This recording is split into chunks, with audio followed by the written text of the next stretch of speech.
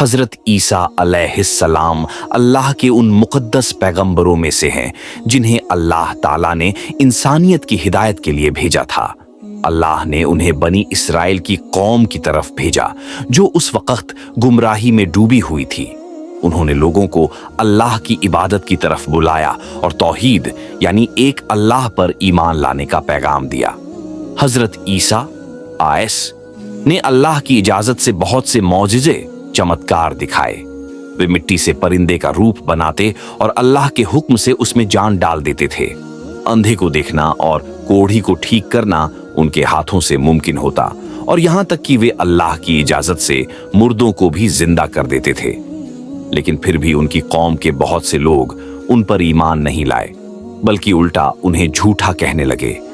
जब हजरत ईसा आस की तालीम और दावत ज्यादा फैलने लगी तो यहूदियों के आलिम और बादशाह उनसे जलने लगे। उन्होंने मिलकर उनके खिलाफ साजिश रची और तय किया कि उन्हें कत्ल कर दिया जाए। उन्होंने रोमी बादशाह के पास शिकायत की और कहा कि यह शख्स हमारी कौम को बिगाड़ रहा है, और उन्होंने यहूदियों ने कहा कि हमने मसीह ईसा इब्न मरियम को कत्ल कर दिया है, लेकिन न उन्होंने उसे कत्ल किया और न सूली पर चढ़ाया, बल्कि उन्हें ऐसा दिखा दिया गया। सूरह अन-निसा आयत 157 से 158। अल्लाह ने हजरत ईसा आसे को अपने हुक्म से आसमान पर उठा लिया और उनकी जगह एक और शख्स को उनकी सूरत में बना दिया गया, जिसे यहूदियों ने सूली पर चढ़ा दिया। इस तरह अल्लाह ने अपने प्यारे नबी को दुश्मनों के हाथों से बचा लिया। हजरत ईसा आयस आज भी आसमान पर जिंदा हैं और कयामत से पहले दोबारा जमीन पर उतरेंगे। जब वे वापस आएंगे तो दज्जाल झूठे मसीहा को कत्ल करेंगे और दुनिया में इंसाफ व अमन कायम करेंगे।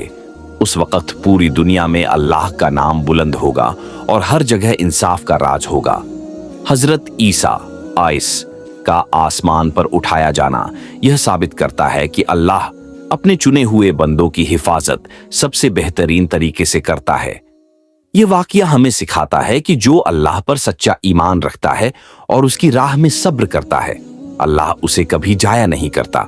इस तरह हजरत ईसा अलैहिस्सलाम का यह वाकया न सिर्फ एक अजीम मोजिजा है, बल्कि ईमान वालों के लिए यकीन, सब्र और तौहीद का सबक भी है।